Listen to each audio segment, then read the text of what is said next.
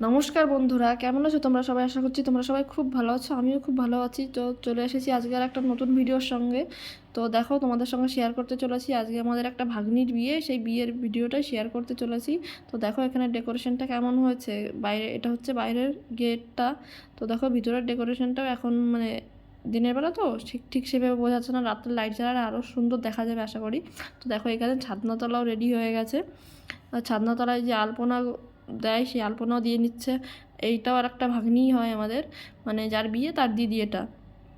তো দেখো এখানে আলপনা দিয়ে নিচ্ছে। তারপরে এখানে চলে এসেছি ঘরে। ওই যে ডেকোরেশনটা দেখলে, এইখানে হচ্ছে পূজা রাত্রে বসবে, মানে আমাদের ব্রাইড যে সে রাত্রে ওইখানটাই বসবে, ওইখানেই ফটোশ্যুট হবে।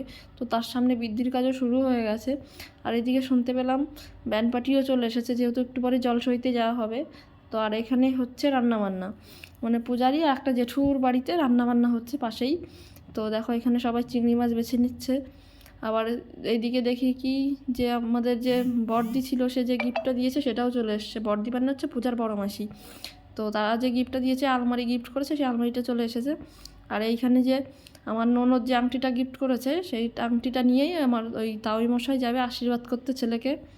তো এইখানে দেখো বৃদ্ধির কাজও শুরু হয়ে গেছে, যে আমাদের ব্রাইড দাঁড়িয়ে আছে দেখছে তার বৃদ্ধির কাজ। ওকেও বসতে হবে একটু পরে। তো এখানে দেখো আশীর্বাদের জন্য সব কিছু তৈরি হয়ে গেছে, এখন সবাই বেরোবে। তারপরে আমরা স্নান করে খাওয়া দাওয়া করে রেডি হয়ে নিয়েছি, এখন আমরা যাব জল সইতে। আমার ননদ দেখো মাথায় বরণকুলো নিয়ে নিয়েছে, এখন আমরা বেরোবো। এরপরে আমি আর বেশি ভিডিও করতে পারিনি, কারণ গায়ে হলুদের থেকে এসে খুব তাড়াই ছিলাম, কারণ অনেকেই সাজবে আমার কাছে বলেছিল। তো সবাইকে সাজানোর জন্য মানে আমাদের একটু আগে আগে সাজতে বসতে হতো, তাই জন্য আর গায়ে হলুদের ভিডিওটা আমরা নিতে পারিনি।